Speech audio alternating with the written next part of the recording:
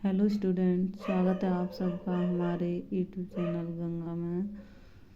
तो आज का हमारा टॉपिक रहेगा मानकीकरण चिन्ह। तो मानकीकरण चिन्हों से संबंधित हमारी वीडियो रहेगी। तो इस टॉपिक से हमारे टीजीटी पीजीटी और नेट में क्वेश्चन बनते हैं, तो मुझे इम्पोर्टेंट लगा तो मैं इस पर वीडियो बनाना शुरू करती हूँ। तो आप लोग देखें तो ये स्टार्ट करते हैं हम। उपभोक्ता संरक्षण की दूसरी विधि मानकीकरण चिन्ह स्टैंडर्डाइज मार्क के द्वारा संरक्षण प्रदान करना है। उपभोक्ता से यह अपेक्षा की जाती है कि वह उत्पाद की शुद्धता और गुणवत्ता को देखते हुए मानक चिन्ह वाले उत्पाद ही खरीदें। इसके लिए यह आवश्यक है कि उपभोक्ता को विभिन्न मानक और उसके अंतर्गत आने वाले उत्पाद के बारे में पूर्ण जानकारी हो। उत्पादों की गुणवत्ता प्राप्त करने के लिए मानकीकरण चिन्हों का ज्ञान होना आवश्यक है। भारत में मानक चिन्हों से संबंधित जानकारी निम्नलिखित है। तो फर्स्ट मानक चिन्ह है, उसके बारे में हम पढ़ लेते हैं। ये है हमारा ISI मार्क। इसकी फुल फॉर्म है इंडियन स्टैंडर्ड इंस्टीट्यूशन मार्क। इसकी स्थापना कब हुई? तो इसकी स्थापना 1947 में भारतीय मानक संस्थान के रूप में की गई। तो इसकी स्थापना कब की गई? तो 1947 में भारतीय मानक संस्थान के द्वारा की गई, यानी रूप में की गई। तो आगे देखते हैं। जो अब भारतीय मानक ब्यूरो के पहले ये भारतीय मानक संस्थान के रूप में जाना जाता था, अब ये नए सिरे से ये भारतीय मानक ब्यूरो के रूप में जाना जाने लगा है। तो इसे BIS कहते हैं। इसकी फुल फॉर्म है ब्यूरो ऑफ इंडियन स्टैंडर्ड। तो आगे देखते हैं। भारतीय मानक ब्यूरो के द्वारा ऐसे निर्माताओं को लाइसेंस जारी किया जाता है। इस भारतीय मानक ब्यूरो के द्वारा ऐसे निर्माताओं को लाइसेंस जारी किया जाता है जो उत्पाद उच्च गुणवत्ता वाले होते हैं। उन्हें यहाँ से लाइसेंस की प्राप्ति होती है तथा उसके मानकों को पूरा करते हैं। इसके अंतर्गत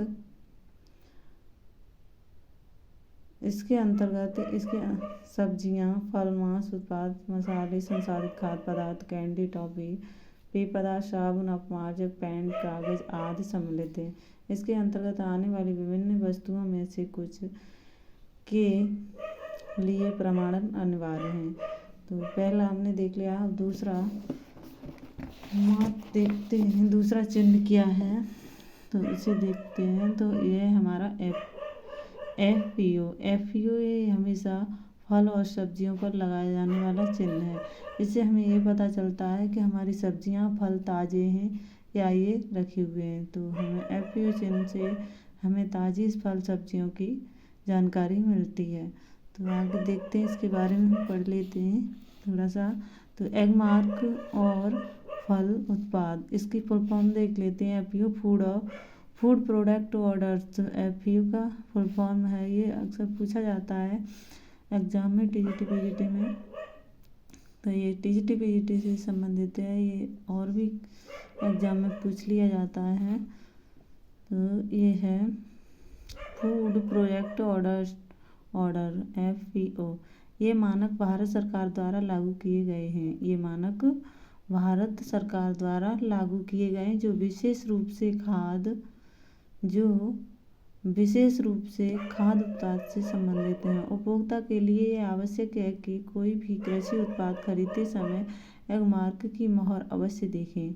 यानी उपभोक्ता खरीदार के लिए यह देखना आवश्यक है कि कोई भी कृषि उत्पाद खरीद रहा है तो उससे पहले ये FPO यानी ये चिन्ह लगा हुआ अवश्य देखें। ये मोहर को अवश्य देखें कि इस पर FPO मोहर लगी है या नहीं। इससे ताज़ी फल सब्जियों की पता चलती है। तो ताकि ये मोहर अवश्य देखें ताकि उत्पाद की विश्वसनीयता सुनिश्चित की जा सके। FPO विभिन्न फल व सब्जी उत्पादन की गुणवत्ता, संसाधनों की सुविधाओं आदि का ध्यान रखकर एक न्यूनतम मानक का निर्धारण करता है। यह विभिन्न फल उत्पादों के लिए धातु संबंधी संदूषकों और पररक्षकों की सीमा का भी निर्धारण करता है। तो अगला हमारा है अगला चिन्ह कौन सा है, तो थर्ड चिन्ह को भी देख लेते हैं। ये हमारा वूलन पर लगाए जाने वाला चिन्ह है, जो ऊन होती है इस पर, इससे हमें पता चलता है ये यानी वस्त्र या ऊन प्योर वूलन की है, इसमें कोई मिलावट नहीं है। इस चिन्ह से हमें ये जानकारी मिलती है। तो इसके बारे में थोड़ा सा पढ़ लेते हैं। वूल मार्क यह अच्छी गुणवत्ता की ऊन या ऊनी वस्त्रों के लिए अंतर्राष्ट्रीय ऊन सचिवालय का मानक चिन्ह है। ये वूलन मार्क है, ये अंतर्राष्ट्रीय सचिवालय का मानक चिन्ह है। ये अंतर्राष्ट्रीय ऊन सचिवालय ने चिन्ह दिया है। ये इंगित करता है कि ऊन शुद्ध है और चिन्हित प्रदान अन्य रेशों से नहीं बल्कि शुद्ध ऊन से बना हुआ है। अगला देखते हैं पॉइंट नंबर 4। पॉइंट नंबर 4 में सिल्क मार्क मतलब यानी रेशम चिन्ह। रेशम चिन्ह कैसा होता है, ये है वूल मार्क, रेशम का चिन्ह ये होता है। सिल्क मार्क ये ऐसा होता है। तो ये इससे ये पता चलता है कि हमारा वस्त्र या रेशम का धागा हमारा प्योर रेशम का है, ये मिलावट है। तो इस चिन्ह से हमारा ये पता चलता है कि हमारा रेशम का बना हुआ वस्त्र प्योर रेशम का है या धागा ये रेशम का है। तो इसके बारे में पढ़ लेते हैं हम। Point number 4 silk mark Bharat में सिल्क के वस्त्रों के लिए सिल्क मार्क एक प्रमाणित चिन्ह है, जो भारत रेशम मानक संगठन बंगलुरु, ये कहाँ से दिया गया है, तो ये भारत रेशम मानक संगठन बंगलुरु द्वारा ये चिन्ह दिया गया है। बंगलुरु द्वारा ये